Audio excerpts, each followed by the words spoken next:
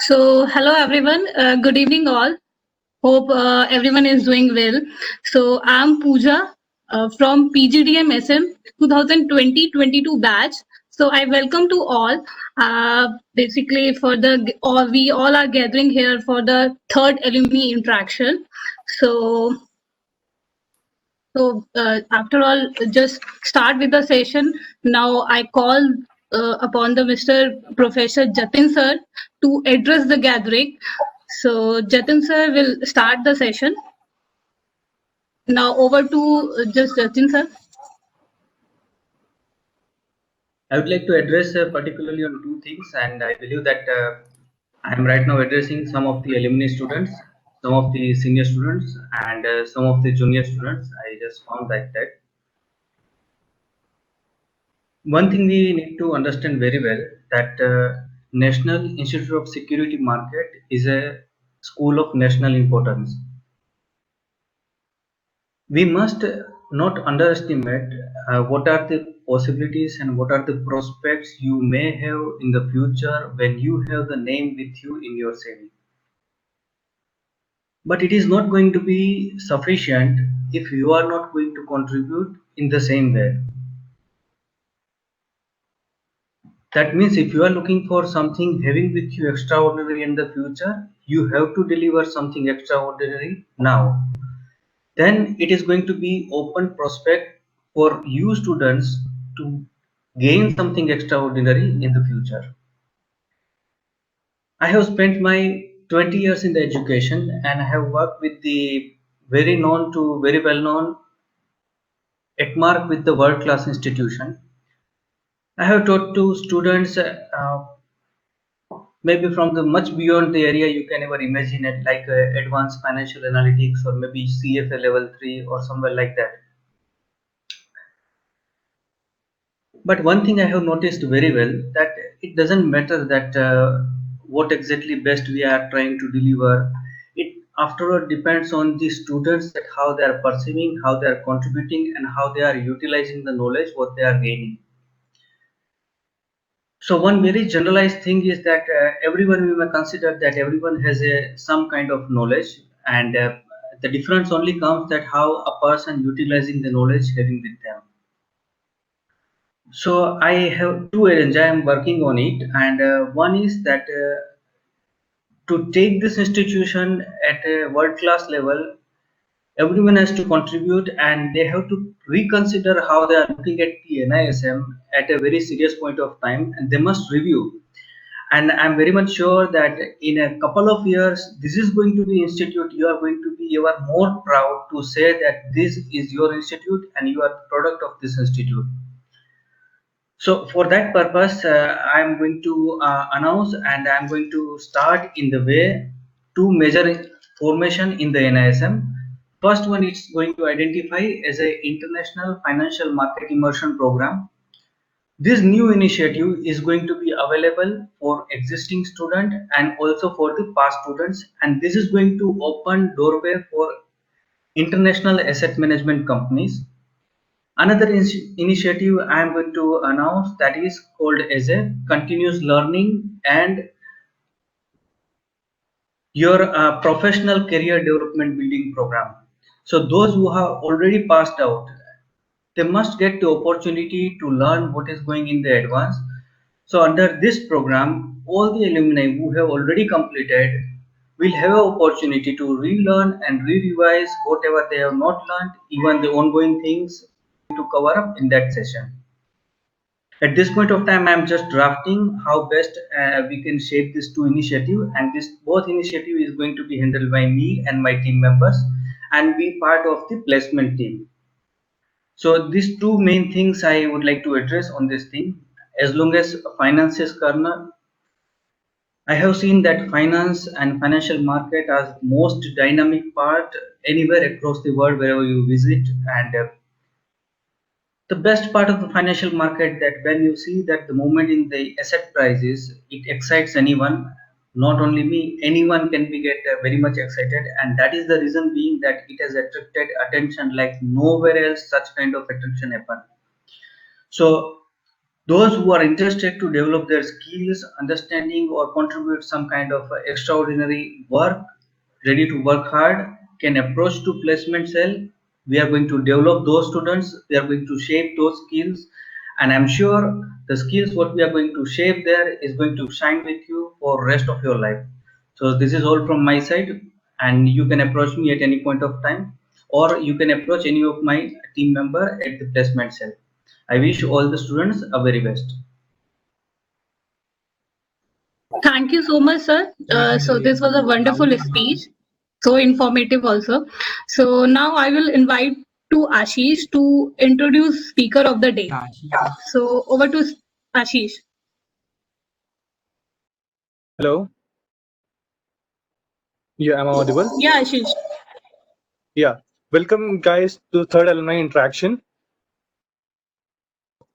Please switch on your videos. That will be good. Assist. Screen visible, sir? Yeah. So your screen is visible. Wait.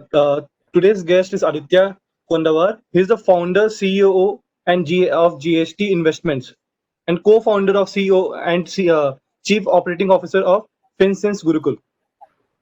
So basically, I would love to introduce Aditya Kondawar. Aditya Kondawar is the founder, Chief Operating Officer of GST Investments that is into creating diversified portfolios for its investors, and he is the co-founder of FinSense Gurukul. That is the founding financial education company. Aditya is well known for his publications and market views. He gets covered frequently on media outlets such as CNBC TV 18, Bloomberg Quint, Live Mint, Morningstar, Business, and many more. His financial career spans a rich experience across investment banks, sell-side equity research, and also an institutional buy-side research firm. So, I will hand over my content to Aditya Kondawar. Yeah. Hi. So Hi. I just Yeah. I just hand over to Aditya Kondawar. So before that, I just tell to that after speaker, the Panda sir will be moderate the question and answer session. So now over to Aditya sir. Hi everyone, and thank you Pooja and Ashish for the wonderful introduction. So a very good afternoon to all of you. I hope you all are doing well and keeping safe in these uncertain times. So I would like to thank each and every one of you for taking out your valuable time on this Saturday afternoon. Today we have gathered to know more about the topics of IPO, pre-IPO, fundamental investing, and fund management. And I also thank NIFM and Panda sir for this wonderful opportunity. Can I please request the presentation to be put up? Visible. Yeah. Yeah. So guys, before I start, I just want to give a disclaimer that please do not pursue the stock names and the pre-IPO names taken in this presentation as recommendations. The presentation is strictly for educational purposes, and the examples are used for driving home the point. So, in my personal capacity, I'm an investor in 5 pre-IPO companies since a few years. Some of those names are mentioned in the PPT. Again, they are not recommendations, and myself and the GST Investments, we do not recommend or advise people on pre-IPO investing. Can we move on to the next slide, please? Yeah, so let's start with what is an IPO. So, so we all know what an IPO is, okay? So, IPO stands for an initial public offering. So, what is an initial public offering? So, it is the first time when a corporate's common shares are offered to the investors at large. Okay. So, the main purpose of an IPO is to raise equity capital for the further growth of the business. So, what makes a company eligible for IPO? So, our market regulator SEBI has prescribed a lot of norms for it. So that can range from net tangible asset, profitability, and net worth. SEBI's regulations also impose timelines within which the securities have to be issued and other mandatory listing and all that. Those timelines are also mentioned. So now you must have heard the word IPO a lot of times in recent times, especially in the past 2-3 months. So there was a lot of IPO frenzy that was going on, and you would have heard names such as Root Mobile, Happiest Minds, Chemcon, UTA AMC, CAMS, Mazgao, and a few others that listed on the market with great premiums. Now, IPO, it is a word that I take very seriously. Okay, so for some people, IPOs are a type of investment that they invest and forget. For a majority, they are a type of vehicle to retrieve a good party fund or make a quick buck. So for me personally, I have done both. So when I was in NISM in 2017-18, when I was pursuing my PGTK over there, I remember that me and my friends invested a lot of money in IPOs because that was a year when a lot of IPOs were coming every month. And me and my friends were more than happy, we were getting a lot of good party fund out of it. So the Indian market saw a large number of IPOs that year, both in terms of the amount raised and the number of issues. That was also the year when the highest amount was ever raised by IPOs in a single year in the history of our capital markets. But again, there's a reason I take IPOs very seriously. So I just want all of us to rewind to 2015. Okay, so 2015 was when I just completed my bachelor's. So I was a fresh graduate, and I just started my job with eClerx. And during my graduation days, I used to see a lot of my fellow friends investing in IPOs and making a quick buck out of it. But that time I never invested in IPOs because I thought, okay, I should not waste my pocket money on speculation. So finally, when I received my first salary in August 2015, I invested it fully in the Indigo IPO. So that was around October 2015. So after I invested in the Indigo IPO, I got the allotment and the IPO opened with a 20% premium. So I thought to myself that I have found a very niche way to make money that no one else knows. So that was quite stupid of me when I look back. But then what happened is that I then started investing continuously in IPOs for 2 years. And the best part of it was that I got every allotment. So I invested in around 40 IPOs and I must have gotten almost 32 of them. So I invested in companies like RBL Bank, Endurance Technologies, Bombay Stock Exchange, HDFC AMC, CDSL, Cochin Shipyard, and many more. So I was making money in many of these IPOs and I thought, Apunish Bhagwan hai. So I thought, okay, I am God. So I have found a secret way to become a millionaire or a billionaire at this rate. But then what happened is the IPO bull run started in 2017-18 and subscription percentages went off the roof. So what was happening is that the allotment was getting tougher day by day. And I still remember that I got around only 4 IPOs out of the 25 IPOs that I applied for. So, this was a major demotivation for me because earlier I was having a very good run with IPOs and I was getting every IPO allotments. I was doubling my money, tripling my money, quadrupling my money. So then, like every one of us, I turned to God for help. I started praying to God on allotment day and then started offering nariyal, coconut also to God on allotment day. But then, God was also in no mood to oblige. Then I thought, okay, let's find the indigenous way. Let's find some jugaad to it. So then I thought, okay, the registrar and transfer agent, which is usually tasked with the allotment of IPO shares. So I thought, let's make a friend over there and then let's try our luck. But then again, I came to know that, the allotment process is a pure luck process wherein there is no manual intervention. So then suddenly all doors of this jugaad were getting closed for me.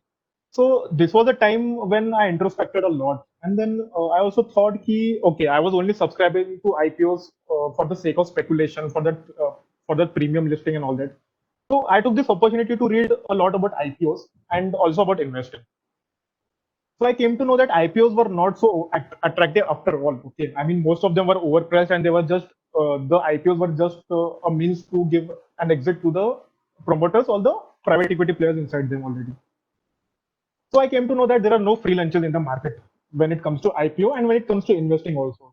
I also understood that, IPOs are just a kind of mania, okay, where people speculate a lot. So we can see on the screen in front of us a few topics that we are going to cover. IPO is very famously called, it's probably overpriced or it's probably an opportunity. Then I have written something over here called the DRHP. So it stands for the Draft Red Herring Prospectus, which is the complete Kundli of the company. Why do I call it the Kundli of the company? Because it is a 500-page document that is submitted with SEBI before the company comes up with an IPO. So I will touch upon that as well. So the third question that I put over here is that should you invest in IPOs for the listing gains or the long term? The fourth question being allotment, the $1 million question. and a game of musical chairs called IPO. So, um, so why is there a madness for IPOs? Okay, simply put, there is a lot of demand for IPOs and there is a lot of euphoria for IPOs because there is a major fear of missing out amongst investors in IPOs. See, IPOs are a very quick way of earning money. You invest in the IPO, your money is blocked for 7 days, and it may very well happen that the stock may list at a 50% premium or a 100% premium. Okay. So that is why I feel there's a madness for IPOs. Now, how does the allotment process take place for IPOs? So, like I said, for retail investors, it is a lottery system, and for QIB and NII, which stands for Qualified Institutional Buyers, that is those buyers who are bidding for more than rupees 10 lakh in value, and net institutional investors, which means the people or the firms that are investing more than 2 lakhs but less than 10 lakhs. So in these two categories, the allotment is always proportionate. So now, why do I call IPOs a musical? Why is it a musical chairs game? So whenever a IPO comes, investment bankers and operators pump up the IPO. There is something called the gray market premium, which comes in, and then people come to know, okay, how much premium the company is trading at in the unlisted market. Then there is something called anchor investors, which come in and invest in the company before the IPO. So you would have seen a lot of times that an anchor list comes before the IPO opens, and this list usually comprises of all big investors, pension funds. So all this is done to pump up the IPO, just to get people excited and just to increase the attractiveness of the IPO. But then what happens is that a few weeks after the listing, all this shine goes away. You know why? Because the anchor investors exit the company. The people who have just bought for a listing premium, they also exit the company. Now, on this slide, you can see that this is the history of IPOs of the Indian financials market.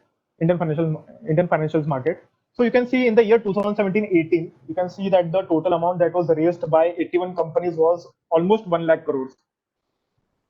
So you can see the kind of euphoria that IPOs generate, and companies are also not behind when they want to milk the market.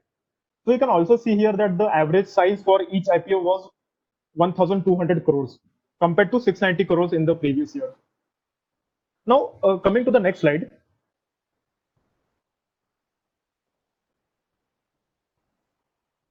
So why IPOs? What are the other options?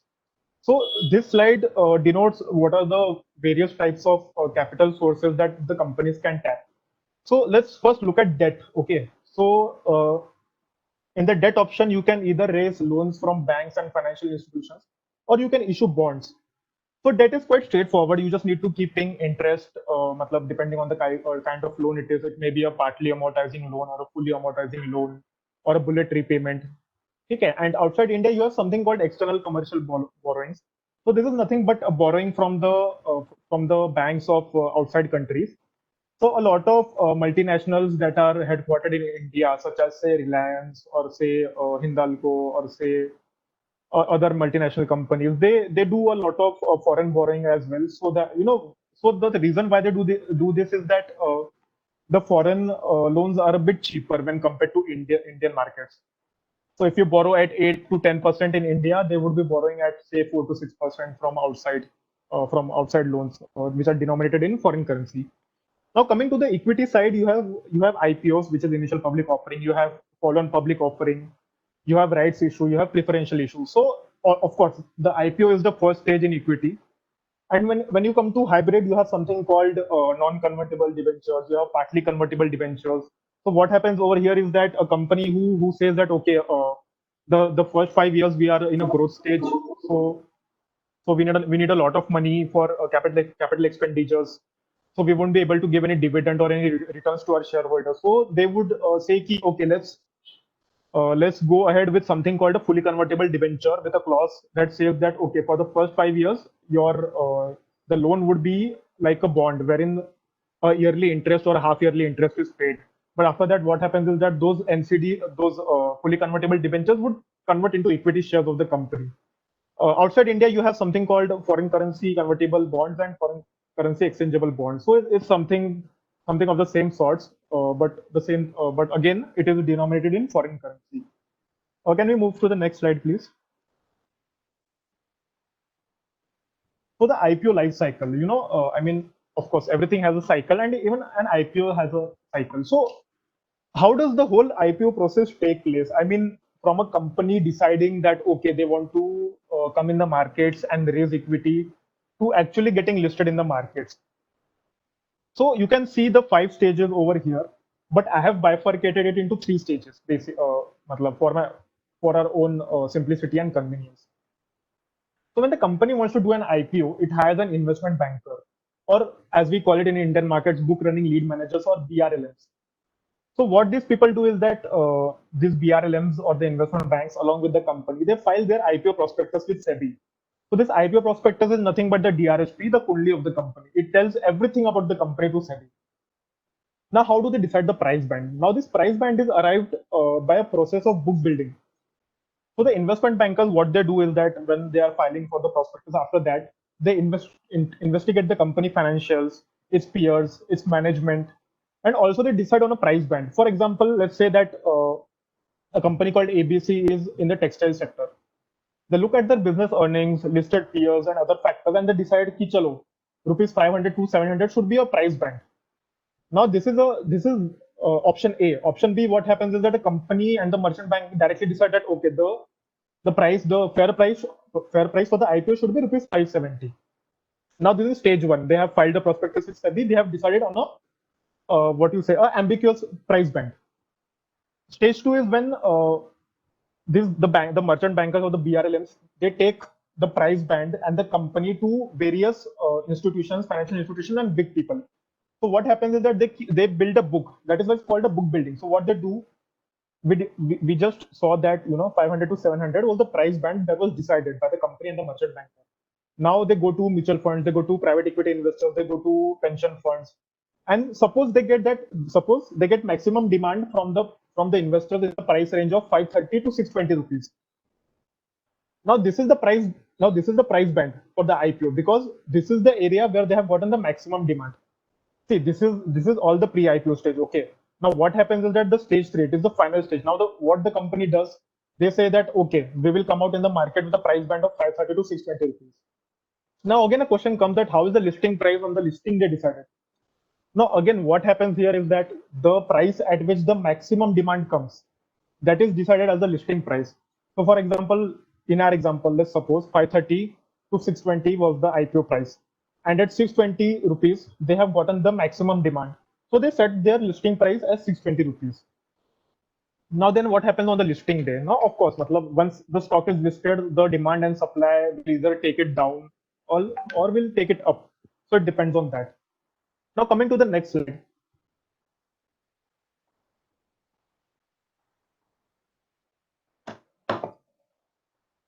Yeah, so who are the participants in the IPO market? So I mean, this is quite self-explanatory. I mean, the issuers are the companies which are either listed or unlisted.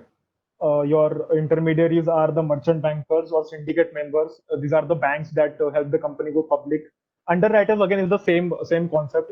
These are the banks that give a guarantee to the company that, okay, if your issue goes undersubscribed, we will underwrite the issue. That means that they will buy the shares from the open market or from the IPO itself. Deposit R&T agents are the companies that help you in the allotment process and all that. So we have companies like Carvi, you have companies like CAMS, you have Alan Clip. So all these people are registered and transfer agents.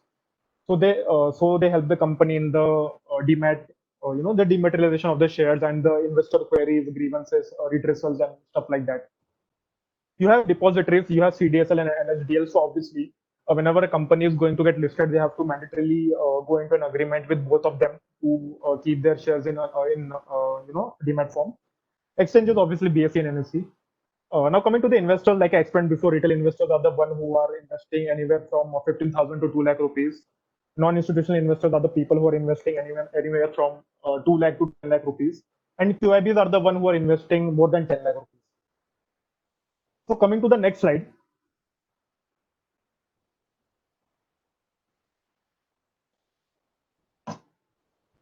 So DRHP, Draft Red Herring Prospectus, the Kundli of the IPO. Now, why do I call it the Kundli of the IPO? Because as you can see, it contains all of this information. It contains your financial history, your peer comparison, your risk and opportunities, the pricing of the issue, the objectives of the issue, like what are they going to do with the money? Are they going to repay debt, or they're going to set up a new factory, or acquire a new company? What are they going to do? The business model, how does the business earn money? Management details, who is the CEO, who's the CFO, who's the board of directors, who's the independent board of directors, who's in the audit committee, who's in the finance committee, stuff like that. Then you have ratios, you have return on equity, you have return on capital employed, you have debt to equity ratios. Then you have something called MDA, which is management discussion and analysis. So over here you can see what the management is speaking about the environment in which they are operating, what are they saying about their own business, what are they saying about the competition, about the future, and all that. And then the last one is the industry setup and outlook, which is just a brief about the sector in which they operate. What are the various forces that are guiding or blocking them or giving them a push? So why is reading DRHP so important? Okay, so I'll give you two examples. So if you all know, DMart came up with an IPO at rupees 299. Okay, now you can just see the price, what it is in the exchanges, and you will be very shocked to see what a spectacular rally it had. So if we invert it, we can see one more example of Sterling and Wilson. Okay, so it is a solar EPC player, EPC meaning engineering, procurement and construction player, and it is a Shapoorji Pallonji Group company. So we can see that the value of this stock has eroded 75% in less than 1.5 years. So why was that? Okay, so I mean, if you see, DMart came at a very affordable valuation. Okay, matlab 299 rupees, and the PE at which they came was quite cheap for a growth company. Their margins were superior. All of their stores were owned by them, and they had no debt. They had negligible debt, but not high like others. And if you see, so that was a very good buy, like what we call a no-brainer in our markets. Now, if you go to Sterling and Wilson, you can see that there was a very short note in the notes to accounts which said that there was a 1600 crore that was to be paid by Shapoorji Pallonji to Sterling and Wilson. So it was an intercorporate loan, but unfortunately, due to market conditions that time, the Shapoorji Pallonji group could not pay it back to Sterling and Wilson, and you can see it in the news as well that they have delayed this payment 4 times, and that is why the stock has eroded so much. Now the DRHP is also called an offer document. Okay, so this is what is filed with SEBI, and one thing that should be noted over here is that SEBI does not approve any IPO. It just, the only role that SEBI plays is that it just vets the prospectus. That's it. It neither approves or denies the IPO. Now, one more question that arises over here is that if an IPO is undersubscribed, does anyone lose money, and how does it work? Like, does your money go to the drains or something like that? So that is a very big doubt. So let me answer that as well. So when an IPO is undersubscribed, right, no one loses money as such, because the IPO going company has to refund all the money back to the investors who had applied. For example, there was a company called Green Signal Biopharma which came up with an IPO in 2017. So the IPO of Chennai-based pharma company Green Signal Biopharma failed to get through on the final day of the offering, as institutional investors did not subscribe at all. So these are NII and QIB. So the timeline for IPOs is usually 3 days, but Green Signal had to extend its IPO timeline twice. First from November 11 to 17 November, and then from November 17th to November 22nd. And even after that, the IPO failed. One more thing to note over here is that even Parag Milk Foods that is trading today on the exchanges, they also extended its IPO deadline. But then thankfully on the final day, their IPO got through. So besides extending the timeline for the second time, the company also lowered its pricing. So they lowered their price of the issue from 76 to 80 rupees to 68 to 76 rupees. And they were hoping to raise around 110 crores. So why did the IPO fail? What is the rule for it? So the minimum shares the company needs to garner the demand for is 90%. So for example, if an IPO comes for 1000 crores, and if the company has raised only 800 crores, so the issue is said to be failed. So then after that, the only remedy that the IPO going company has, that they can extend the IPO dates twice or thrice. But even after that, if nothing is being done, then the IPO is failed. So then we come to know that, okay, the company that is going for an IPO does not get money, they refund it. But then whose loss is it? So I would say that it's the company loss, because there is a major erosion of your goodwill that so a major your goodwill gets eroded basically, because then people come to know that okay, no one wants to subscribe to this company's IPO, so something must be wrong for sure. So if I have to give you one more example, that would be of Lodha Builders. Okay, so they came with an IPO two times till now. 1.5 years back, they again filed for papers, but seeing the market conditions that time, they again said, okay, let's avoid it. So that is one more good example. Can we go to the next slide, please?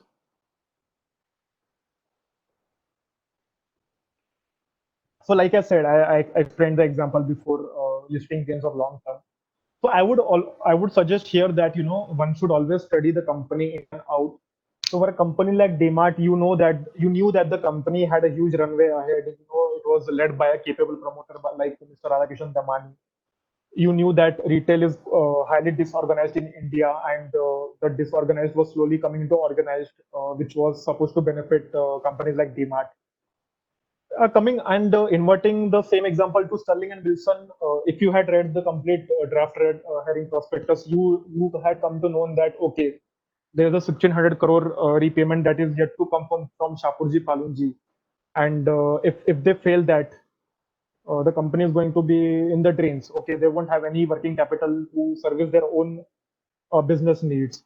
So you would have avoided it ideally, because obviously when you have a big debt like 1600 crores, obviously it's a clear avoid. Now moving to the next slide, please.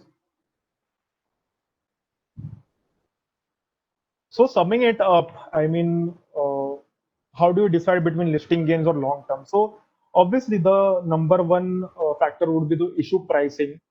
ठीक है, say a FMCG company is coming at a price to earnings multiple of 15 times. So obviously for you it would be a steal, but say a FMCG company is coming at 200 times price to earnings. So you would be a bit cautious as to invest or not in the company, because there is no growth left, right? See, when you buy at a low price or an affordable price, then you are safe and you have a huge runway ahead of you. Then you do something called then you look at the financials and the debt, like you saw in the Sterling and Wilson example. Okay, you do something called a peer comparison, wherein you compare apples to apples, oranges to oranges. You see how the company is performing relative to its peers, how much market share it has, how much margins it has, how many employees it has. You do a thorough check on whether this company is good compared to those companies. If it is actually good, then yeah, it makes sense to invest. And then you also look at the growth and the outlook ahead. Say, for example, we know that organized retail must be a 2.5 lakh crore opportunity in India, but as of now, only 50-60% of the market is cornered and has been captured by these players. So you know that okay, you have a huge market ahead of you. Can we go to the next slide, please? So we have briefly spoken about IPO, and one of the biggest drawbacks of IPOs is that number one, it is euphoric, of course, but number two, it is that that this IPO is great, but then you don't get allotment in it. You may even apply from 5 accounts, 10 accounts, 15 accounts, but then you will get only allotment in say 2 or 3 of them. So how do you tackle this? I mean, you have a great opportunity in front of you and you still can't do anything about it. So that is quite frustrating. And but the solution also comes in front of us. It's something called pre-IPO. Yeah. So what is pre-IPO? Matlab, some of the features of pre-IPO are given here on the left-hand side. So pre-IPO are nothing but these are unlisted shares. These are not traded on the market like normal shares. This is just buying before the market. It is OTC, over-the-counter market. There is no such set regulation and stuff like that. And also it is quite high. It is quite risky. So you have illiquidity. So it means that when you buy, you don't know when you can sell. You don't know when the listing is going to happen. And the prices can also be high, because a person selling unlisted stock ABC at one corner of our country could be selling it at 100 rupees, but another dealer could be selling it at 105. Someone could be selling it at 110. So paying the price over here is quite important. So let me just give you a brief about pre-IPO. So let us go back again to 2017, 2018. Okay. So a bull run was going on. Okay, everything was going on. Companies were minting money. The investment bankers were minting money. Everything was going well. But then there was a very big shift that no one talks about. So in 2017-18, what was happening is that all these issues were offer for sale. Now, what does offer for sale mean? So an offer for sale is when an existing investor is exiting the company. Okay, so he gets the money. The company does not get the money. So why did that happen? Matlab, as in as a as one of the principles of being a shareholder, you would always want that when you invest in a company, your company should get the money, right? Only then it can use that money to its benefit. So this has got to do with changing structures of corporate Indian companies. So while traditionally businesses used to be bootstrapped with the founder's own money and khun pasina, as we call it, blood and sweat. New age founders and businessmen have a lot of technology and private equity and venture capital at their what you say fingertips. All this is because of technology, of course. So what happens here is that private equity players or venture capitalists, they try to spot a lot of good companies and then invest in them. So let me give you two examples. Okay, so let's continue the previous example of DMart. So Radhakishan Damani ji, who's the original promoter of DMart, he owned 100% of DMart before the IPO, but after the IPO he owned only 75%, and after they did a qualified institutional placement, he's holding a bit less again, but somewhere close to 75%. Now let's go to a new age business. Okay, say a company like Indian Energy Exchange. Okay, so Indian Energy Exchange is a platform where energy can be, it's a exchange for energy basically. So people can buy spot electricity and they can buy future electricity for their needs, or they can just trade on it. So the company IEX is owned by institutions completely. Okay, there are company there is a government company inside. There is Aditya Birla Group inside, and there are a few other corporates which are holding 4.55% each. So there is no identifiable promoter in that company. So obviously IEX would have also started and so it would have been started and as an entity which was owned only by one entity, but with subsequent capital raisings, the new shareholders kept coming and the original promoters shareholding kept reducing. Okay, so from the above explanation, two things become very clear. Okay, so the private equity and the venture capitalists, who we also call as the angel investors, they are making a lot of money. Okay, as these people invest very early stage in companies and they exit the company through IPO, making multi-bagger returns. Okay, so if you can see the chart over here, I have denoted how the money making cycle works in IPOs. Okay, so first is the promoters or the employees, because the promoters own the company originally and the employees are given ESOPs at good prices.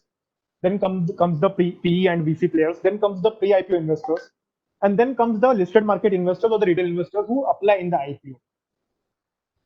So as we can see, retail investors or people with less money or less capital to play around with are at the end, as always. So this also tells us that we need to identify opportunities or companies before the market as a large does. Okay.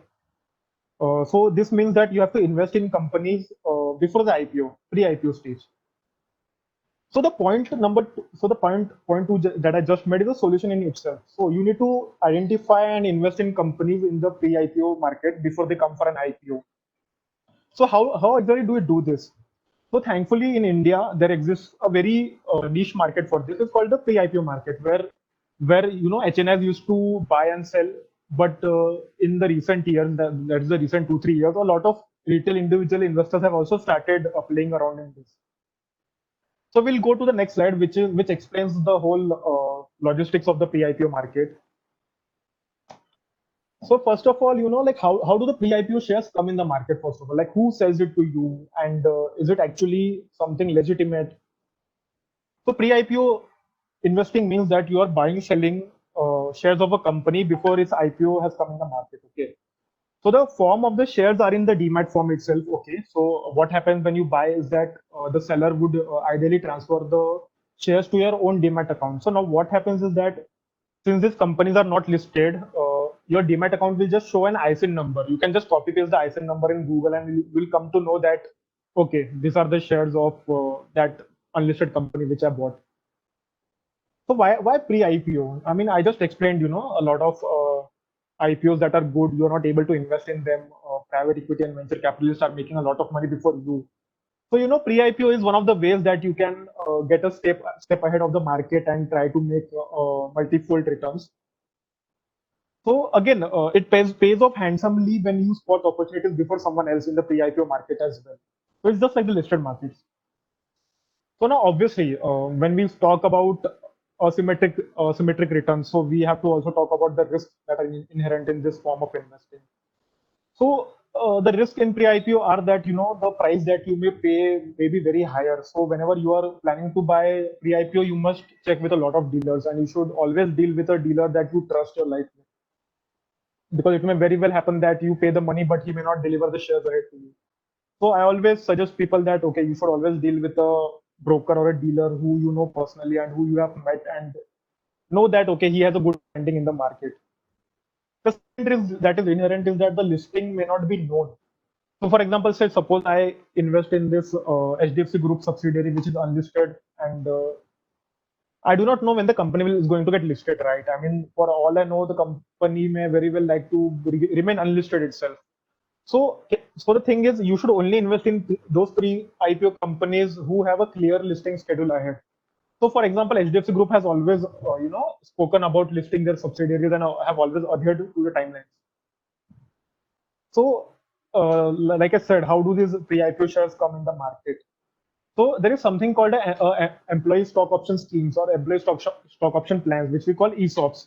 So, what happens is that to incentivize employees in a different way, startups these days are not only giving salary to them, but they're also giving a lot of perks and a lot of ESOPs to them.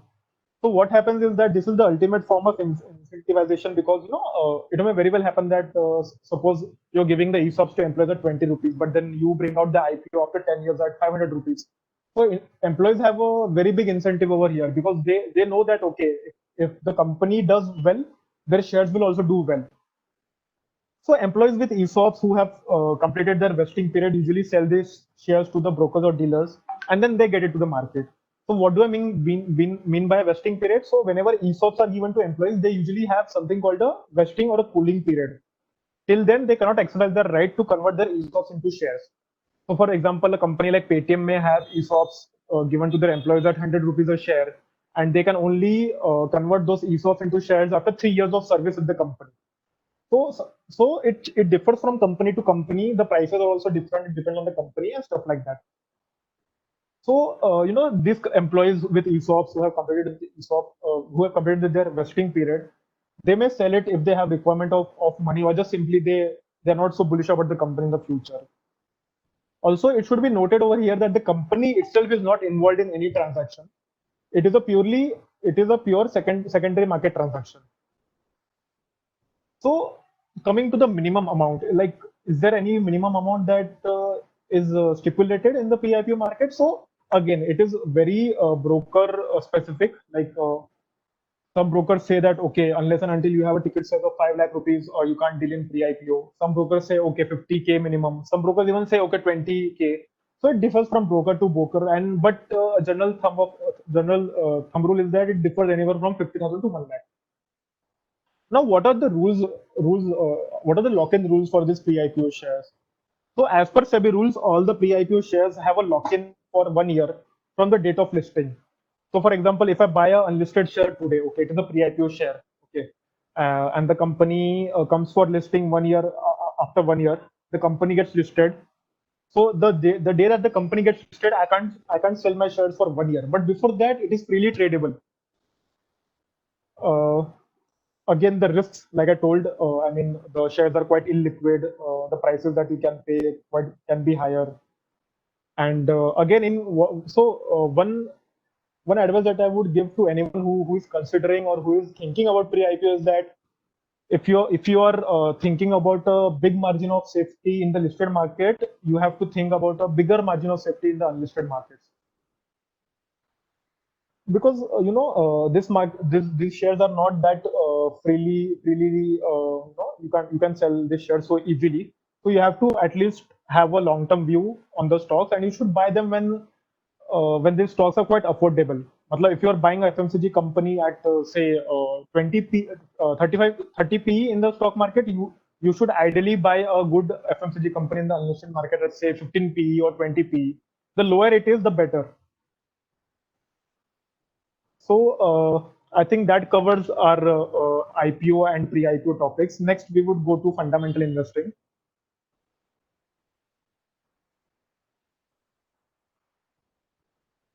So fundamental investing, what is it? So fundamental investing is a lot like the DRHP. Okay, DRHP is the whole kundi of the company. So in fundamental investing, usually investors, what they do is that they prepare a whole kundi of the company. Now they don't call it DRHP or something like that, but they just call it fundamental analysis. So they check everything of the company, matlab A to Z pura. So they check the management, they check the history, they see how the margins were, they check the financials, they check the cash flows. So the list is quite huge, and everyone has their own way of doing fundamental analysis. I mean, people call fundamental analysis an art, and but not a science, because there are various ways through which people have done fundamental analysis and they have made money. So it can be quite as simple as just going to the just checking the intermediaries of the company. You can just go, for example, if it was a company like DMart, you would have, let's rewind back to 6 years, and you would have gone to DMart and you would have said, yeah, this retail store has so much sales, I should buy into this company. Or it can be as simple as, okay, uh, I'm using a lot of HUL products, I'm using a lot of ITC products, I'm using a lot of Nestle products. So I think those companies are a buy. I'm seeing a lot of Mahindra trucks, I'm seeing a lot of Mahindra cars. So I think the company will do well. So I'm just giving examples. Sometimes people have done this as well. But on the other hand, you have people who have studied 15, 20 years financial history of the company. They have spoken to the management, they have spoken to the factory workers, they have spoken to the suppliers, and then they have pieced together all these puzzle pieces and they form the complete view of the company. Ki, okay, is it good or not? So I think fundamental analysis, it can be bifurcated, or some of the pillars of fundamental investing are given below. So number one is, of course, the intrinsic value. Okay. So what does intrinsic value actually mean? So it means nothing but the underlying value. So for example, I'm paying. So if you're buying a share at 200 rupees, and at 200 rupees, the total market cap of the company is 20,000 crore. Okay. But but you know that the company will earn 40,000 crores in the next 2 or 3 years. So you get a big safety that, okay, matlab, I'm paying less for, matlab, I'm paying far less than what the company is actually earning. So that can be one example. Then you have something called the margin of safety. So what does this mean? Margin of safety basically means that you are paying 70 rupees or 60 rupees for a product that is actually worth 100 rupees. So this example I'll explain later on. Again, fundamental analysis, the deep dive of the company. Value investing, again, uh, it is a group of people. So a group of people who practice value investing are called value investors. So what these people usually do is that they always try to buy during a market correction, or when they only buy when the value of the company is quite less than what it is earning right now. So they are getting a good value in that. Then again, the last pillar of the fundamental investing is that you buy low and sell high. So you just buy at value and then you sell at euphoria when everyone is talking about the stock, or are investing madly in the stock. So what I will do now is that, okay, all this is theory, this is fine, but then I will explain this to you with examples, okay, practical examples that we have ourselves carried out for us and our investors. So next slide, please.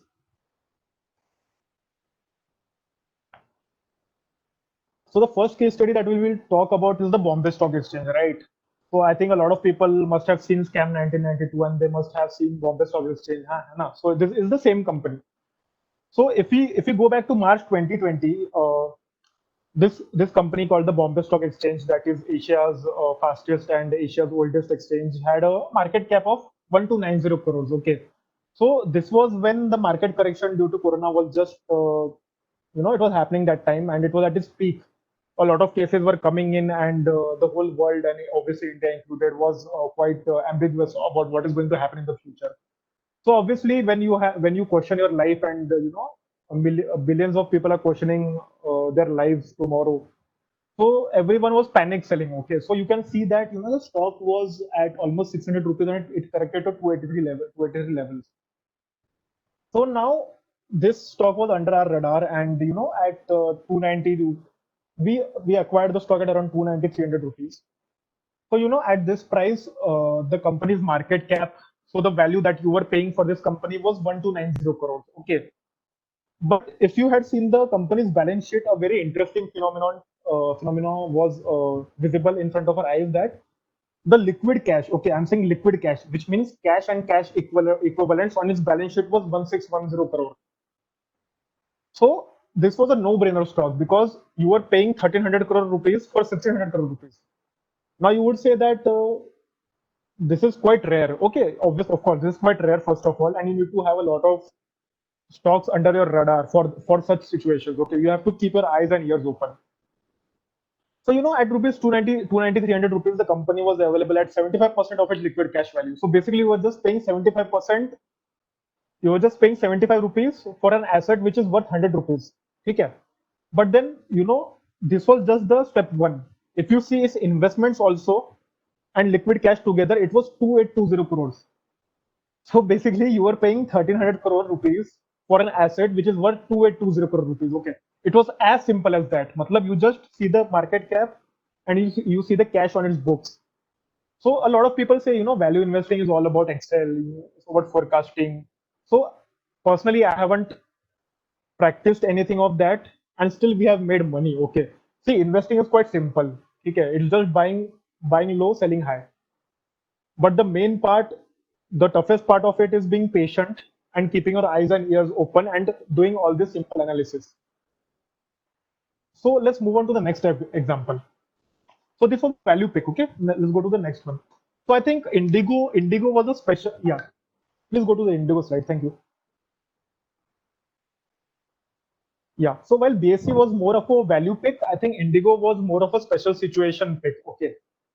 So I think we all know about Indigo. Okay, Indigo is one of the most.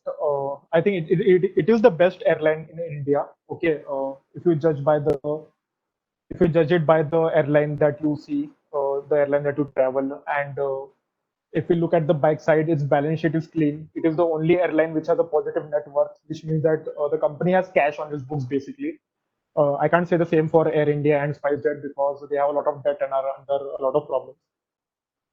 So, from the start of April 2018 to October 2018, okay, at this period specifically, Indigo stock was getting hammered badly. Okay, so there was constant negative news for the stock.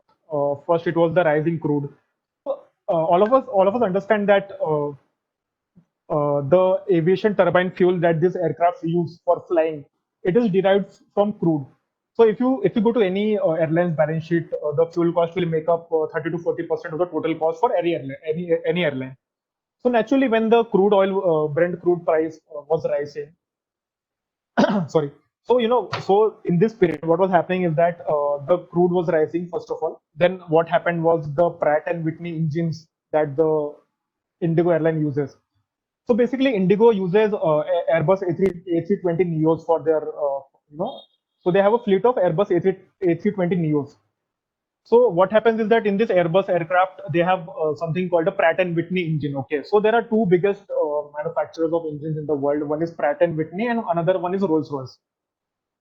So what was happening was that this P&W, Pratt and Whitney engine failures were happening. Okay, so you must have seen the news during this time that Indigo was forced to do Indigo flight. This made a forced landing. This many Indigo flights grounded because of engine failures. Then what happened was there were a lot of forced landings, of course. Then there was social media outrage on the company, and then there were exchange rate issues as well that time. The dollar was surging against the rupee, so you had to pay more. So it was a double whammy of sorts for Indigo because they had to pay more rupees for the same amount of dollars, and at the same time the Brent crude was also rising. So naturally, because of all this negative news, the price halved of the company from around 1500 to 765 rupees, and it even went to I think 680 or 650 rupees below its IPO. So its IPO price was 765. So as usual, after the stock fell a lot, it came into my radar, and again my rationale over here was quite simple. I knew that okay, this is just a cycle, and this is the worst of the cycle. I mean that Indigo is almost near its worst cycle, or it is the worst. Okay, matlab, it won't get any worse than this. So then I just saw that okay, Indigo was a good company. The management was capable. So Mr. Ghosh and the other person who's the promoter of the company, they have worked with a lot of US airlines before coming here and starting their own. So I knew that okay, matlab, the issues are just temporary. Matlab, it may take 6 months or 1 month or even 2 years for all the issues to get ironed out. So again, I invested in that, and one more blessing that came my way was that Jet Airways was having its own problems. They had defaulted on a lot of loans, and then a lot of issues were taking place. So I then thought, okay, what is going to happen is that a sector that is dominated mainly by by four players, which is your Air India, Jet, SpiceJet, and Indigo. They are going to be run by only three players, which is SpiceJet, Air India, and Indigo. So I thought, okay, matlab one player's market share will get divided up anyways between three players. So I thought, let's pick the best company in this sector, and that was Indigo. The the price I did not know. Okay, this is the best price or what it is, but yeah. So you can see over here that I invested a lot in 800, 750, even 600 levels, and then within 8 months I could double my money and exit the stock. Even after that, the stock rallied a lot. I think I left around 30-35% gains on the table. But then, this was a pure, I would say, looking back, that this was pure luck that it played out to my benefit. We do not invest in cyclicals at all because, judging the cycle is quite difficult. So just imagining another scenario for this bet would be that, the crude went on increasing and the dollar also kept on increasing. So Indigo's problems would have increased more. So I would say that it was a pure luck that it happened. And after this, I have never done any cyclical bets at all. So we'll move to the next case study. So the next case study that we're going to talk about is a stock called GMM Pfaudler. So a lot of us would have heard this name recently in news because the promoters are planning to sell off a good part of the company through offer for sale and at a very big discount price. So naturally, the stock corrected a lot as well. But then what happened is that we found out about this company in 2018. Okay. So what GMM does is that they make glass-lined equipment for pharma companies. Now, if you see India is one of the top. India is the top player for IT outsourcing, and they're one of the strongest and one of the top players when it comes to pharma and pharma equipment as well. Okay. So this company perfectly fit in that bill because the global. So GMM Pfaudler is owned by Pfaudler Inc. and Pfaudler Inc. itself is a global global leader in glass-lined equipment, and GMM Pfaudler in India was a market leader in its own segment. So for us, it was a no-brainer. I think we bought this stock when it was at 690 rupees. Okay. And we still remember that this was a time when no one had even spoken about the company openly. I mean, it was so less researched about. And then again over here, we sold the company quite early. I think we sold out around 4,500 because the company had become quite expensive. It was 150 times operating cash flow. So that was when we planned to sell out the company. So again, this is a case where we found out a niche company. We found out that the the company in which sector it operates is also niche. So even if you see this pharma story is quite intact, it is quite niche, and it has a very big runway ahead of it. Okay. So that was our rationale for picking the company. But again, we sold it out because a lot of euphoria was there, and the company got quite expensive and ahead of its fundamentals. Now we'll move to the next case study, which is Divis Labs. So again, Divis Labs, it is a pharma company. So Divis Labs is a very crucial company for all the pharma players. Okay. So Divis Labs is into active pharmaceutical ingredients. So this company makes the raw materials for other pharma companies. So active pharmaceutical ingredients are either mixed or combined to form drugs. So it's a very crucial company. So again, it was a very simple thesis for me over here. Around 2017, what happened is that Divis Labs Vishakhapatnam plant that accounted for 80% of its revenue got a US FDA import alert. So what usually happens is that for pharma companies, they have to take US FDA approval, which is the United States Food and Drug Administration. So they have to take approvals from them. They may do surprise checks, and they may even ban the company, or they may even close down the factory. So naturally that happened, and the stock almost lost 65%. But then again, it was a very simple thesis for me that a company that is a company that is the top player in API will do its best to solve the. So what I did was I started investing a lot in the stock, and at one point of time, my 25% net worth was in this single stock. But again, if you see today, the stock has played out beautifully. I think it has been a six bagger for me. So it has gone from 600 to 3,500 as well. And then again, matlab, if you see all these case studies, the one thing that was common for me and for my company was that we played out on special situations as well, but we made sure that there was a good margin of safety. We made sure that the company that we are buying into was led by clean and capable promoters, and then we just waited for the time, when the story plays out or when the bet turns favorable. I think we have completed the three topics till now, and I'll just touch upon a bit about what we do at JST Investments. So the next slide, please. So the company that I'm the founder of and I'm the CEO of. So at JST Investments, what we usually do is that we create diversified portfolios with a long-term horizon for our clients. So what is our investment philosophy? So our investment philosophy is comprised of four pillars mainly. So one is the capital protection. So this does not mean that I will be guaranteeing that the capital will not get eroded at all. So this means that the return of the original capital is more important to us than the return on capital. So to explain it, what we mean is that we always invest in good quality companies wherein we know that okay, our capital is safe. Okay, it's not going to go anywhere.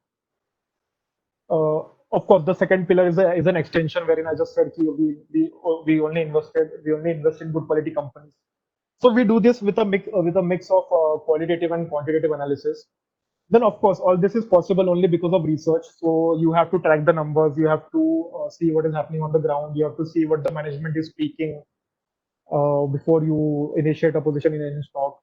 And the fourth model is that our flat fee models help our clients a lot. Now coming to the capital protection, the next slide, please. So what does capital protection actually mean? Like I just explained, we to cut our downside risk. Okay, so we feel that in investing, if you underwrite very well, so if you cut a downside risk, if you underwrite the risk properly, you can do very very well. So we usually do it with every decision that we make. So the first question that we ask ourselves is that what is the risk? How much are we putting at risk over here? And questions like that. Next slide, please.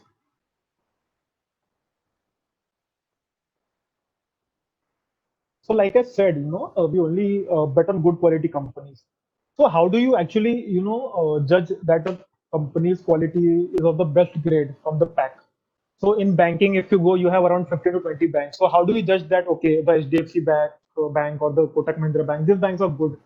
So obviously, this is done through a combination of quantitative and qualitative analysis. One of the main filters that we have for our portfolio is that whatever companies that we pick it on the basis of their market leadership. So for example, HDFC Bank is quite good in corporate lending, so we have picked that. So the same way we have a NBFC, which is a market leader in their own segment, so we have picked that. So the foremost filter for any company that we pick is that they should be market leaders. So that point itself ensures that you get only good quality companies. So the next one, please. Yeah, so research, research is the backbone of a company because, without research, we won't be able to pick good quality companies. So what are some of the factors that we look at? Okay, when I talk about quantitative or qualitative factors, what are the factors that we look at? So quantitative factors can be something like a competitive position, which is the market leadership that they have. It can be the operational and financial ratios. It can be your cash flows. It can be the P&L. It can be the balance sheet. Then some forensic accounting checks as well, such as how much operating profit is getting converted into cash flow from operations and how much free cash flow does the firm have. Some qualitative factors that we look at are the quality of management, the guidance that they give, and if they meet them, what does the company talk about. So one of the best ways to judge a company is during a crisis. You can hear the management commentaries of all the companies in one particular sector. So you will come to know that okay, for example, in banking sector during this COVID, a lot of companies were bullish. They said, ki, okay, we will grow 20%, we'll grow 30%. But if you would have heard the commentaries of HDFC Bank and Kotak Bank, they said that the time right now is not for growth, is for survival. So we are just trying to keep our balance sheet steady. So those were the two companies that one should have ideally bet on, because when there is a crisis, you do not think about growth. Okay, you think about survival. So they were doing something which is good for the business, not for the shareholders. And those are the companies that you should pick. Okay, because if you pick companies which only please shareholders, then you would get companies like Yes Bank or Vakranji, because they were just adamant on clocking their quarterly growth. They never saw the whole picture. The next slide, please.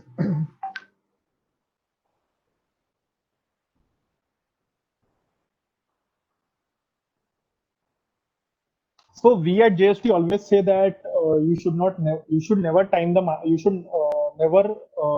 try to time the market. Okay, matlab, for example, if you are planning to invest now, so you would say ki, oh, okay, I won't invest now. I will only invest after the November election when the market corrects.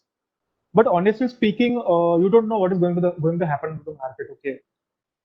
I still remember November 2016 when Trump came to power, the markets corrected a lot. Okay, but it may very well happen that someone else may win and the market might go up like anything.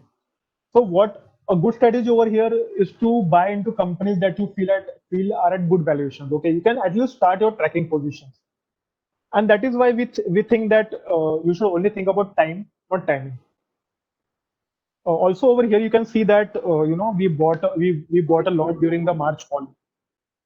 So there is a very famous quote by Warren Buffett which says that when others are fearful, be greedy. So what this means is that when everyone is running to sell in the market, you should be the one who goes out in the market and says, I want to buy more. So again, this sounds like just time pass theory and all that, but if you had gone out and invested in the market during the March month, I think you would be sitting on around 30 to 50% gains already. Yeah. So the next slide, please.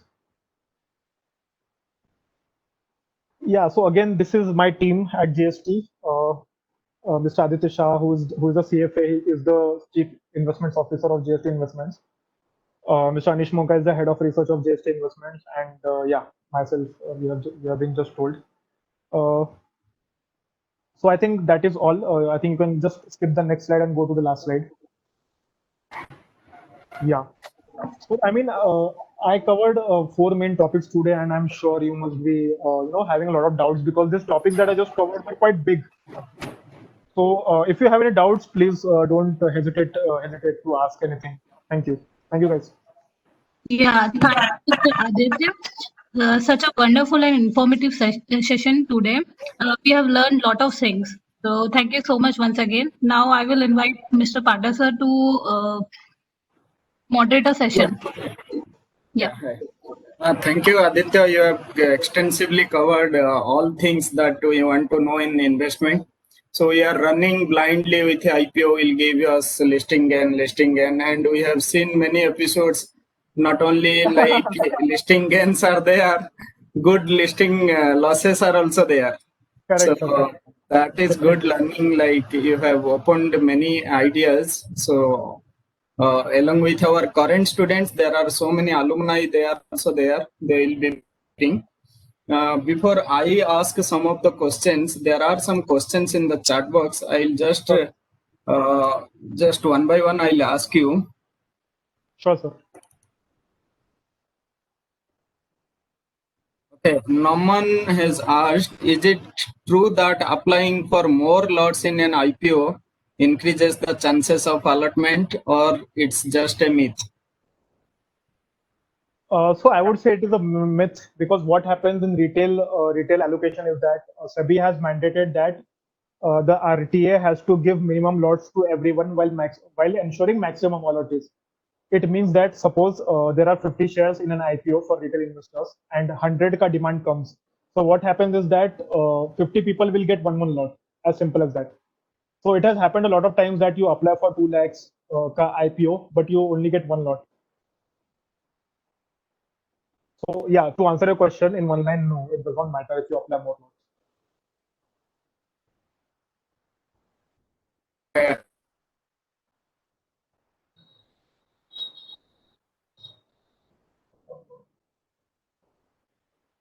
have worked initially for 2-3 years in other companies, and then you got some idea how to like start. And is it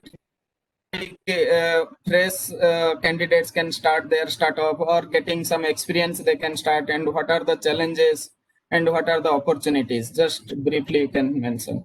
Yeah, so matlab, to whoever has asked the question, so first of all, entrepreneurship is something, to describe entrepreneurship, it would be like, a person who does not know how to swim, he is forced to jump in a lake or an ocean, okay?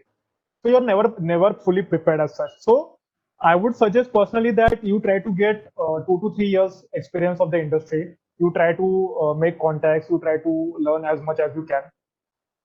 And from all that knowledge that you have gained and from all the contacts that you have made, you should, after you know that, okay, this is a business area that can be profitable for me, and that can be a business that I can actually charge people for, then you can go ahead with it. So for example, for me, I was doing fund management from 3.5 years. So I knew that that was a service that people would not mind paying for. So what I just did was I just scaled it up. So I was managing 4.5 crore rupees, and then with my 2 other partners, we scaled it up big time. So if you have if you have an idea which you can charge people for and they're ready to pay for it, so please do. Even if you don't have any experience, that is fine. There is never a best time or the perfect time to start up, honestly speaking. Yeah, good. Anup has asked, what is the difference between paying 80 rupees for 100 rupees worth value of stock, that is discount buying, and value investing, that is buying at low PE stock? So there can be two instances. For example, yeah, that's a very good question, Anup. First of all, thank you. And to answer your question, it can be two different things. I'll tell you why. So paying 80 rupees for 100 rupees. So for example, in BSC Limited, we saw how we paid 1,300 crore rupees for a company that was worth 3,000 crore rupees. So that was something of the first example wherein you are doing cigar butt investing. So what is called cigar butt investing, wherein you can just get return one time. So if you see the company BSC, their equity volumes, their derivatives volume is fine, but their equity volumes and their growth is not there at all. So that can be called a cigar butt investing, wherein you are paying 50 rupees or 60 rupees for a company which is actually worth 100 rupees. But value investing means that you are paying 80 rupees for a 100 rupees company, and you know that the 100 rupees is going to become 105 rupees next year, 115 rupees second year, and 150 rupees third year. So there is a minor difference basically. Okay. Abdut is our alumni. He has asked, you have been investing in IPOs for 5 years. What's your checklist while applying for IPO and red flags as you highlighted on Road Mobile? So, checks for me would be the management of the company, why they are doing the IPO, who is getting the IPO money, is it the promoter or the private equity people? The red flag for me definitely would be the notes to accounts, wherein you find all these shady details, wherein there are a lot of related party transactions. You find that okay, intercorporate loans are given. You find out something that is not matching. So stuff like that. And again, one more thing that I look at in an IPO is the growth. I mean, the company should grow actually. So if you see, our company was one of the only few that gave out an award rating on Happiest Minds, Root Mobile, CAMS. And you can see for yourself the IPO performance of those companies. They are falling a lot. So even if we see a slight hint of red flag, we avoid the company overall. Okay. Second, Abdul has asked, you are able to spot opportunities as your intangibles have developed over the years. Please elaborate your learning through journey and resources you refer in day-to-day basis. You also mention, Aditya, along with answering the Abdul's question, you also mention what the current students can go through apart from their regular textbooks, what books or what websites or what are the things they can look into to prepare for the job market or to start their own venture. Sure. Yeah. So I'll be very frank here, and Panda sir, please excuse me if I'm very blunt. But the thing is, your degree that you're doing at NISM, or in fact any institute, that will just give you that interview you're waiting for. Okay. After that, what you speak at the interview on the basis of your own personality and or your own learnings is what will determine you get the job or not. Okay. Let me be very clear. Sorry, Panda sir, if I was very blunt. Aditya started our e-study in our college. So could you please tell us about something? Sure, sure. So let me just build up on that answer. So obviously, Panda sir is right. You all have to take your own efforts as well. Okay, because your institute will just help you to reach the interview door. Okay. After that, everything else has to be done by you yourself. Okay. So you guys have to read a lot of books, of course. But more than that, you have to implement what you learn in those books. So by that I mean that you need to read books on fundamental analysis or investment banking or whatever field it is that you want to get into. Okay, and after that you need to apply them. So for example, I read a lot of annual reports. I see a lot of management interviews. I matlab I so even if you read an annual report from start to bottom, I'm pretty sure your life will change. Okay, you will get to learn a lot of new things in that. You get to learn what is management remuneration. You get to learn what is related party transaction. You get to learn what the company actually does. You get to learn about the company's competition. So this is just one this is just one segment that I talked about. Okay, so if you want to be an equity investor, this is what you need to do.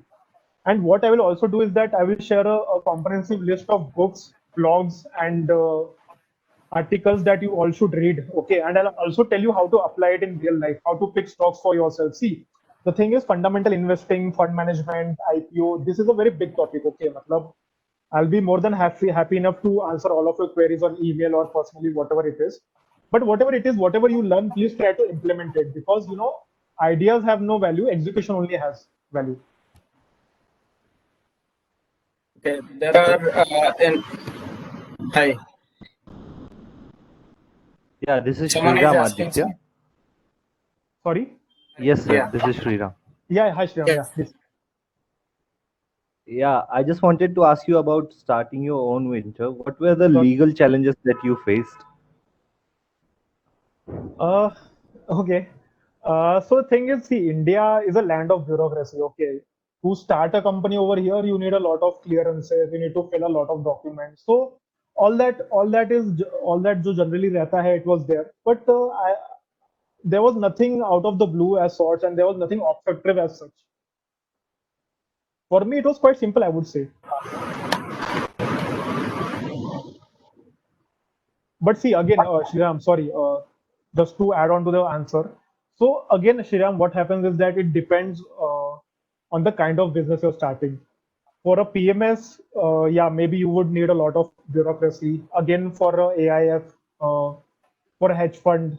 So it depends on the kind of segment that you're servicing and the kind of segment that you're working on. So for me to generalize my experience to all the other segments would be not correct.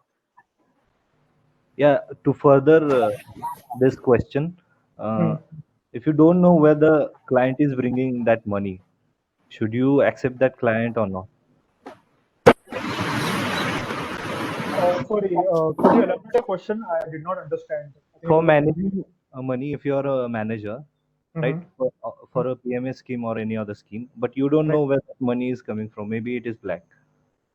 So do you have any criteria for that, or you just accept it? So the thing is, whenever you open a Demat account, right? So first of all, we are not taking money from anyone. Okay, correct. So we are a ring-fenced advisory model wherein we do not take any capital from our investors at all. Okay, we simply advise them. So the onus is on the client to convert that so-called black money to white money and then put it in his banking channel and then into his Demat. So the question of black money does not come at all. Okay, so we are not obliged for that. Yes. Okay. So there are a couple of questions. Aditya will take 5 more minutes, I hope, 5-10 minutes more. Please, sir. What is your take on SME IPO? Will you recommend someone to follow SME IPO or subscribe for that?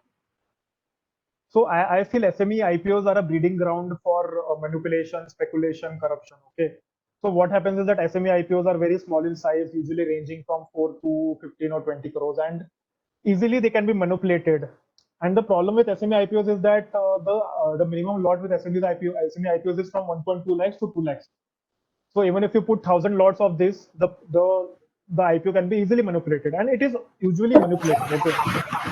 I'm pretty sure that majority of the SME IPOs have gone bust or trading below their issue price. So I would suggest that please do not look at SME IPOs. I know that a few SME IPOs have made it to main board listing, but it is more of just marketing than actual performance. So please be cautious in SME IPOs. Thank you. So what is your take on algo trading? Can it replace all intermediaries in the market in future? So it's a very interesting question, and it's a very valid question. So I did my master's in quant finance. So NISM did have a quant finance course before this when I graduated from there. So definitely algo trading is something that is picking up, and a lot of my own batchmates and my good friends are working in those specific sectors. So what happens in algo trading is that they try to pick up the differences or the anomalies in two markets or a simple market. They try to trade with the machines. So yeah, definitely it is a market. So that too I spoke about trading. Even in advising, what happens is we have something called robo advisor these days, wherein when a client comes in, he just puts his details, his risk taking appetite, and what he wants, what he expects from the market, and then the robo advisor would suggest him a mutual fund or a equity mutual fund, something like that. So definitely we have to acknowledge that algo and robots are going to replace a lot of intermediaries in the market. And yeah, but at the same time I also feel that fundamental investing is never going to go out of favor, because I don't think because I don't know how you would teach a machine to think this way. How would you teach the machine ki theek hai, Indigo ka problem ठीक हो जाएगा? How would you teach the machine ki BSE का market cap इतना है, उतना cash है? How would you teach the company ki to find a undervalued company? Because I feel that like I said before, investing is an art. Okay, it's not a science. So there is no investing equation as such which you can input in the computer and then it will obey your command. So I would say that they would exist side by side. Maybe the fundamental investing side would shrink and the algo trading and the quant trading will grow a lot in size. But yeah, I think they will coexist for a very long period of time. Okay. So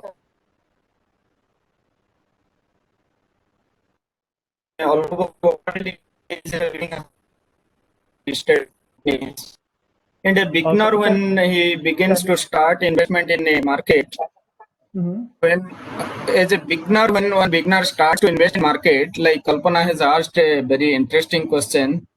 There are 5,000 plus listed companies. Correct. So how it is also not possible to analyze all the 5,000 companies. Correct.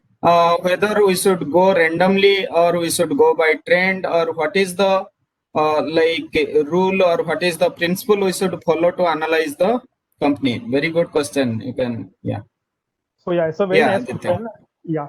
So if I just tell you one filter, those 5,000 companies will get refined to only 100 to 120 companies.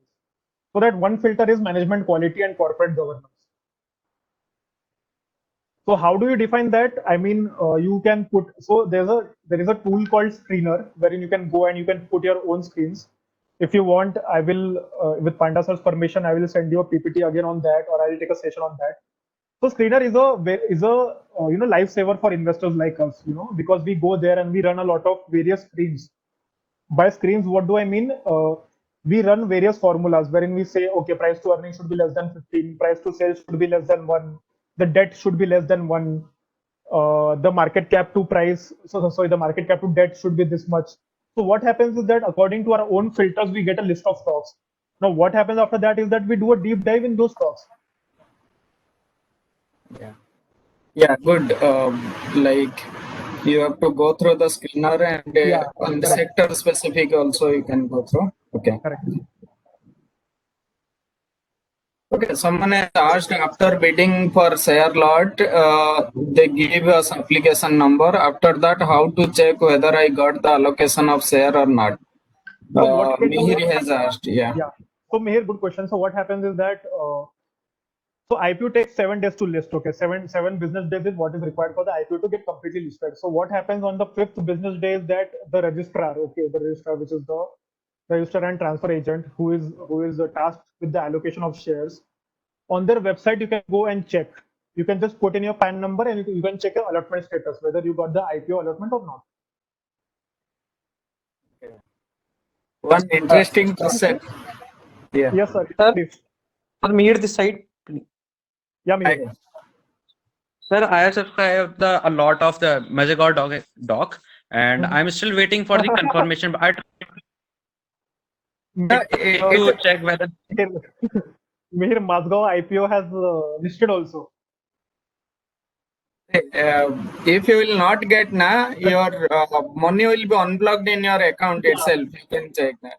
Okay. So you guys sir, can ask I haven't received any confirmation yet. That's why I was asking. Because of the poor connection, able to check whether allotted or not. So you can check on the registrar website. So what I will do is I'll give a link to Panda sir.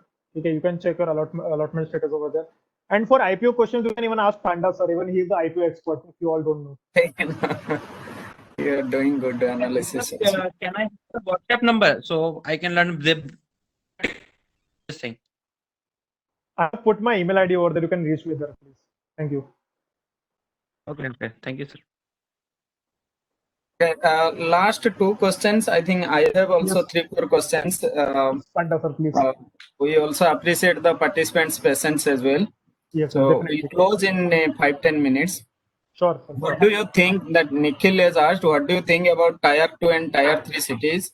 Are people in these cities ready to invest in market? Broadly, if I want to start my own venture, should I enter a saturated marketplace like Mumbai or untapped markets like Tier 2 or Tier 3? Okay. Nikhil, Yeah. a very interesting question, and thank you for asking it. So, Nikhil, what I will suggest you to do, right? So, what happens is every month, AMFI releases its mutual fund data for every city. Okay, so they will club those cities in circles, they will club it into states, and they will just post it individually like cities. So, do you know which? If I'm not wrong, the number 1 city is not Mumbai. Okay, and I would request you to please check which is the number 1 city. You will be shocked to know. So Tier 2 and Tier 3 cities are definitely putting a lot of money in the markets, more than you would expect. And I was also shocked, honestly speaking. Okay, that is the the first part of your question.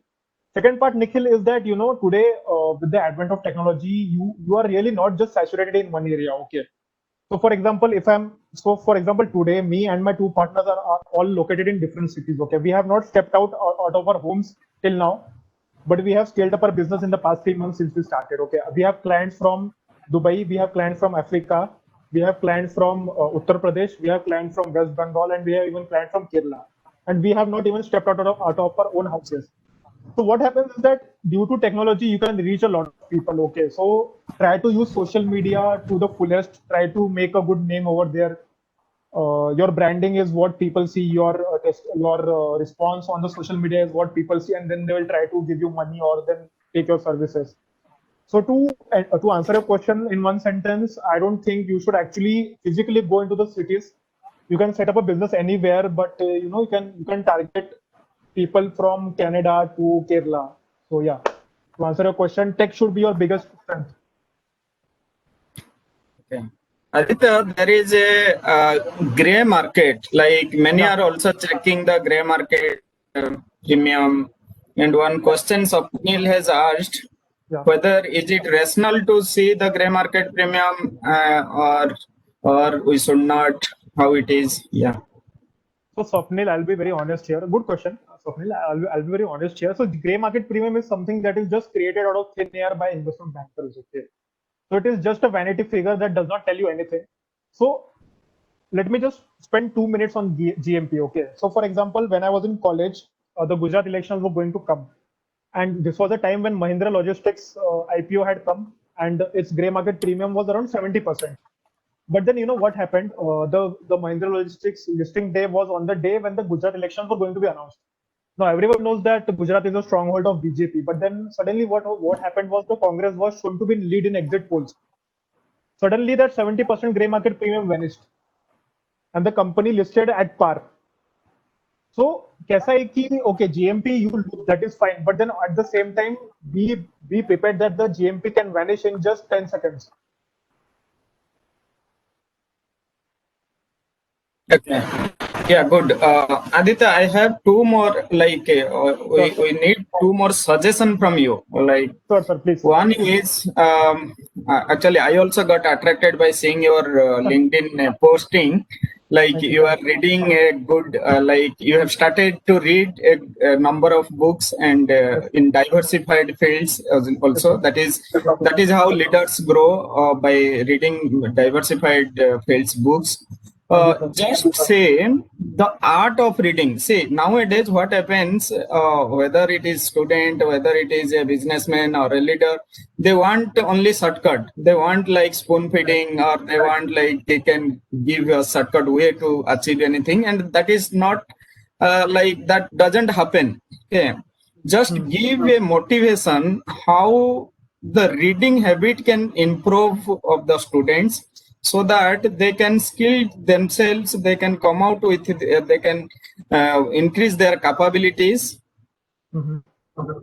Yeah. Sure, sir. So, we should thank Panda sir for a very interesting question, guys.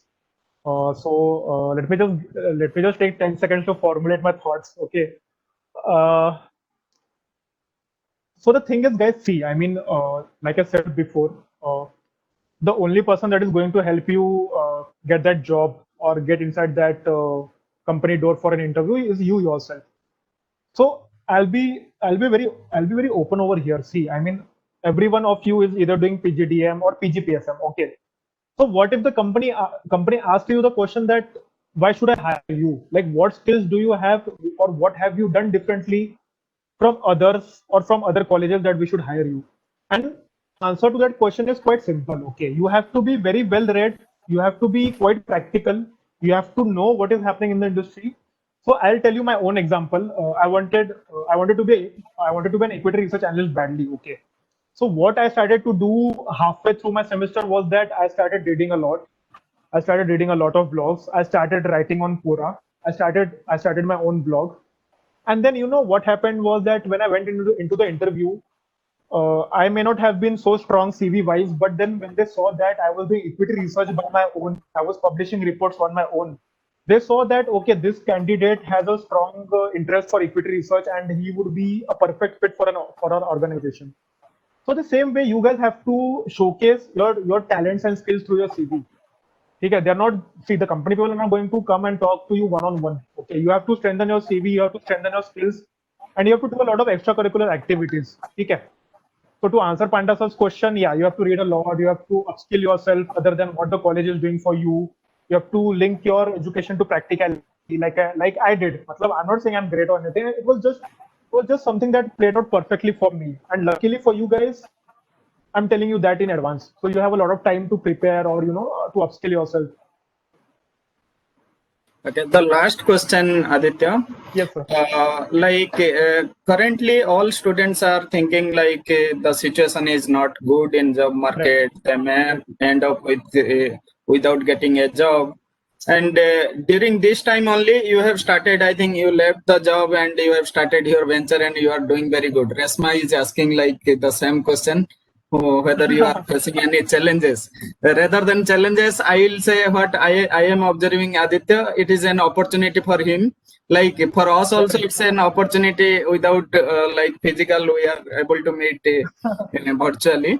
So it's an opportunity. He is growing very like anything. So Resma, Aditya is not facing any problem. What I have learned from him.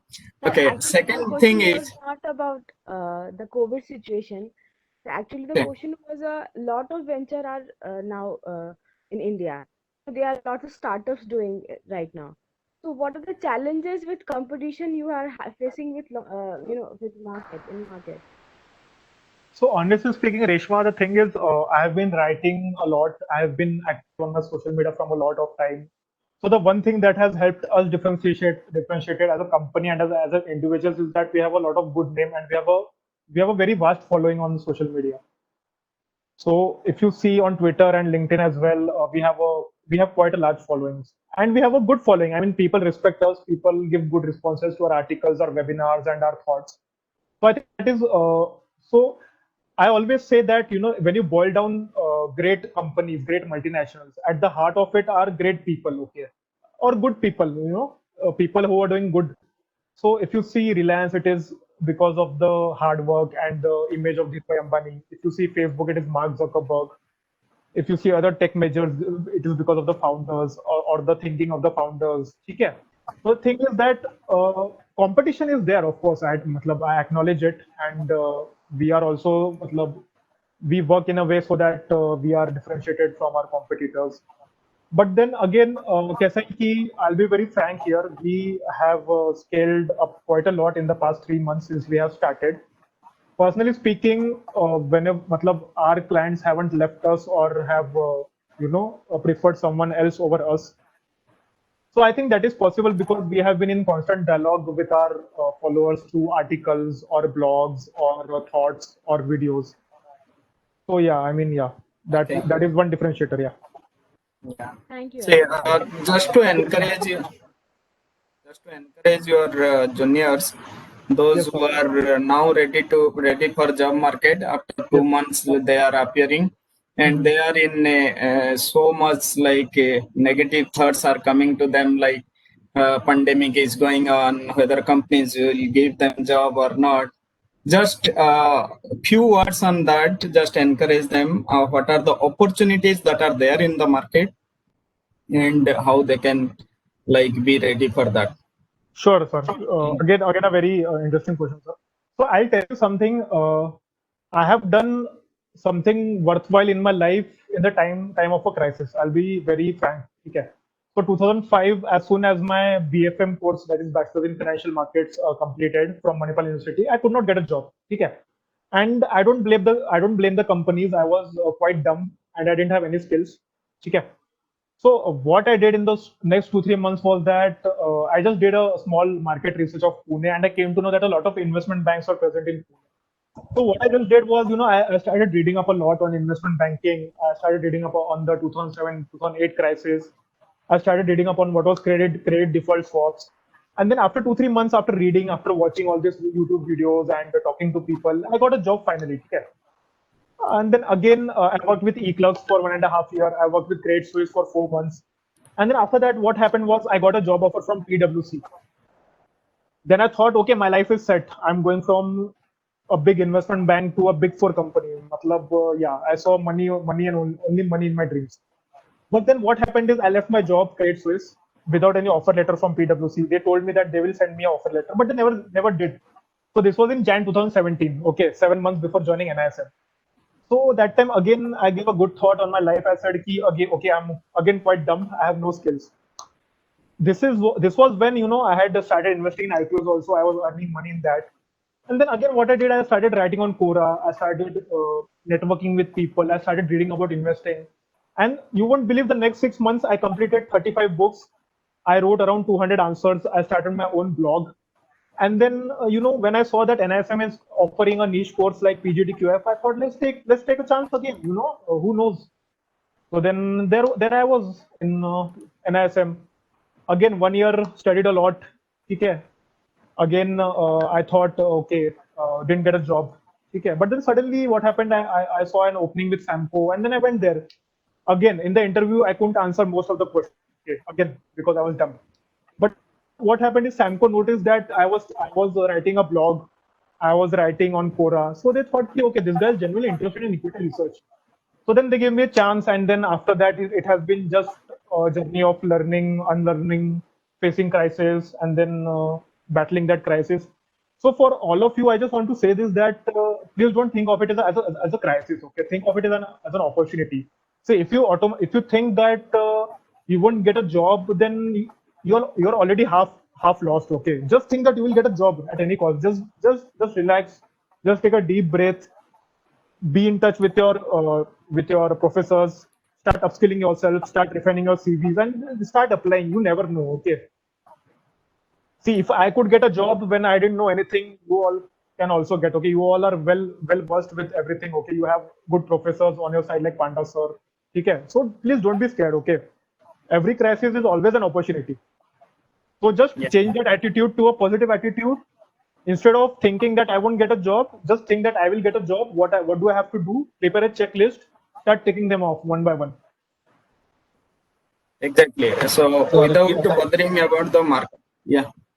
So, this is the last question, sir. Sure, Sure. sure. So basically, you just gave us an example of the checklist, right?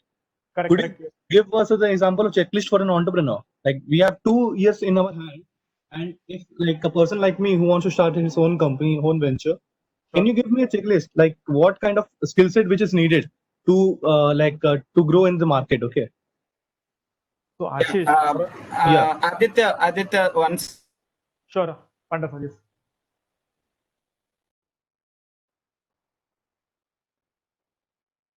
Panda sir, you're not audible. Sorry. Our alumni, those who have started the venture, we will be calling them. We'll be a good meeting with them and be mentoring you. Okay. So Ashish, I'm just saying that if Panda sir even calls me in the middle of the night to help you out, I'll do it without any hesitation. Okay, so please don't worry. Thank you, Aditya. Thank you. That was a great thing. Thank you. Yeah. So we have some alumni. Thank you, They are also participating. I request all alumni to continuously participate in every Saturday. Maybe next Saturday and next to next Saturday exams are there. We will not do the interaction, but every Saturday interaction will start. We will be communicating to you, and you will become also one of the speaker. You can drop one mail to us along with your topic of interest, what you are going to present. Okay. Thank you all. Over to you, Pooja. Thank you, Mr. Aditya and Panda sir. Now I will invite Onto for vote of thanks. Onto.